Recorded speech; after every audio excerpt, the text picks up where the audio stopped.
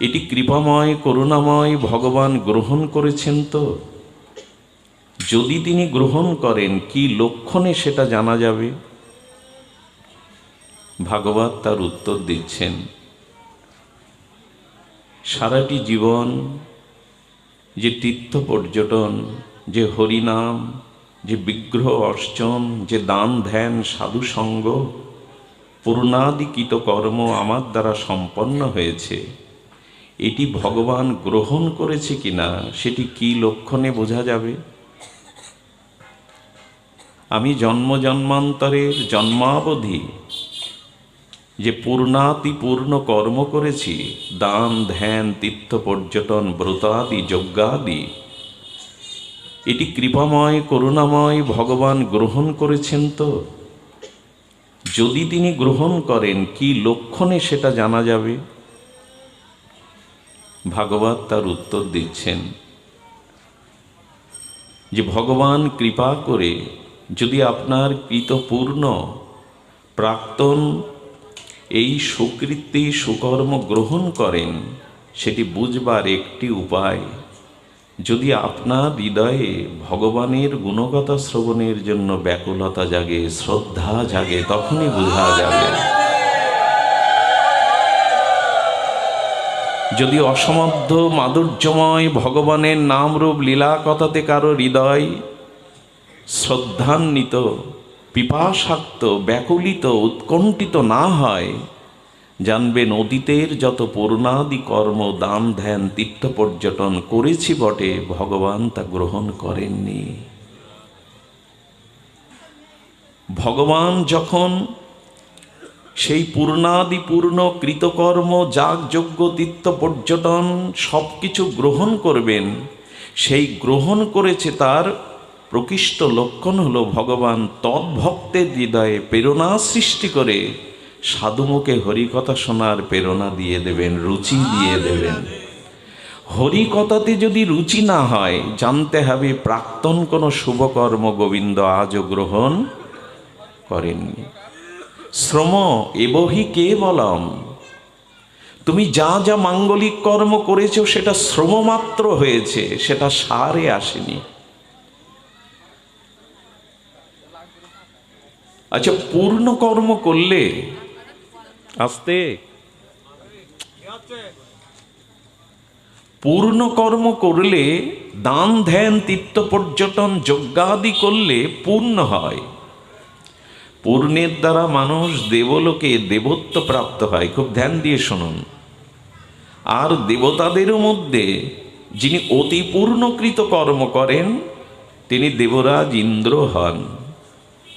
তো দেবরাজ ইন্দ্র হলেও শতপূর্ণ কর্ম করে দেবতাদের অধিপতি, আপনি যদি দেবরাজ্যের ইন্দ্রপদও পান, তবু ভগবান গ্রহণ না করা পর্যন্ত দেবরাজ ইন্দ্রেরও সাধ্য নেই হরিকথা শ্রবণের।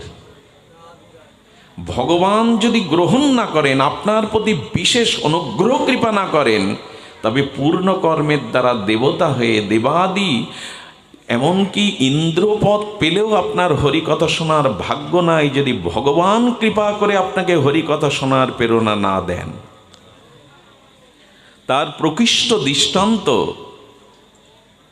যাবে গঙ্গা তীরস্থ পরীক্ষিত সভাতে পরিমহংস পরিব্রাজক আজন্ম ব্রহ্মচারী মায়ামুক্ত পরমহংসগণের উপাস্য ভগবান সুখদেব। ভগবান সুখদেব যখন ভাগবতের মঙ্গলাচরণ করছেন, সে সময় দেবরাজ ইন্দ্র দেবতাগণ স্বর্গের অমৃত কুম্ভ ভাণ্ড এনে এই নিবেদন করেছিলেন, যে প্রসঙ্গ আপনারা জানেন, জ্ঞাত। মা তাড়াতাড়ি দিয়ে যাও।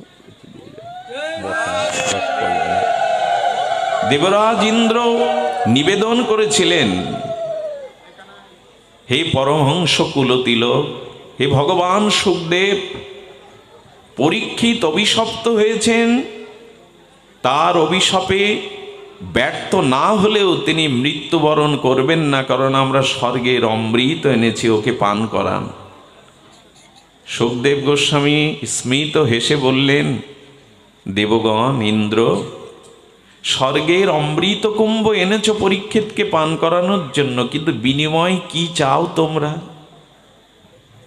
তোমরা তো বিনিময় ভালোবাসো, কিছু দিলে তবে দিতে ভালোবাসো। হাত জোড় করে দেবরাজ ইন্দ্র পরমহংস কুলতিলককে বলছেন, আমরা স্বর্গের অমৃত এনেছি অভিশপ্ত পরীক্ষিত মহারাজকে পানের জন্য, বিনিময় আপনার মুখামৃত হরিকথা শ্রবণের অধিকার দিন আমাদের। বিনিময় আপনারা মুখ নির্গলিত হরিকথামৃত পান করতে চায়। পরীক্ষিত মহারাজকে বলছেন সুখদেব গোস্বামী, অমৃত নেবে? যার সম্মুখে বসেছেন পরীক্ষিত, মুনি ঋষি মহাত্মাগণের, ওদের গায়ের বাতাসের, ওদের চিত্তের ভজন অনুভূতির কণায় স্পর্শ করেছে পরীক্ষিতকে। তিনি বললেন, হে ভগবান, স্বর্গের অমৃত পান করলে আমার অমরত্ব আসবে না, অভিশাপ ঘুচবে না। সব থেকে বড় কথা, স্বর্গের অমৃত পান করে কৃষ্ণ প্রেম হবে না, ভগবত প্রেম হবে না।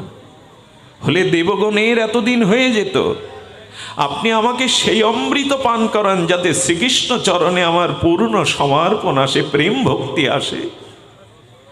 স্বর্গের অমৃত পানে ভোগ বেড়ে যায়, ভোগত্ব, ভোগ বৃত্তি বেড়ে যায়, দেবতারাই তার প্রমাণ। আমি ওই স্বর্গের অমৃত চাই না, আপনি আমার ভগবানের কথামৃত পান করান, যার দ্বারা দুর্লভ গোবিন্দ চরণে প্রেম ভক্তি পাওয়া যায়। স্বর্গের অমৃত পানে অমরত্ব আছে না, কিন্তু হরি কথা পান করলে স্বরূপ স্মৃতিতে ভগবানের নিত্য ধাম প্রাপ্ত হওয়া যায়। তখন ছিল সুখদেব গোস্বামী স্মিত হাস্যে বলেছিলেন, ক কাচ ক কাঞ্চন। ইন্দ্রদেব শোনো, কেউ কাচের টুকরো দিয়ে যদি হীরা চায়, তোমার অবস্থাও তাই। স্বর্গের অমৃত হলো কাচের টুকরো, হরিকথা হলো অমৃতের টুকরো, হরিকথা হলো মণিমুক্তা, এর বিনিময় হয় না। শোনো দেবগণ, যদি এই অখণ্ড ভারত ভূমিতে কখনো মনুষ্য রূপে জন্ম নিতে পারো ভগবানের অশেষ বিশেষ কৃপায়, আর মনুষ্য জন্ম লাভ করে যদি ভগবানের অহৈতুকী কৃপায় সদ্গুরুর কৃপা হয়, তখনই হরিকথা শোনার ভাগ্য তোমাদের হবে। এর আগে তোমাদের ভাগ্য নেই, ফিরে যাও। এই জন্য পূর্ণ কর্ম করে দেবরাজ ইন্দ্রের পদ পেলেও হরিকথা শোনার ভাগ্য হয় না, যতদিন গোবিন্দ আপনাকে হরিকথা শোনার প্রেরণা বা কৃপা দান না করেন।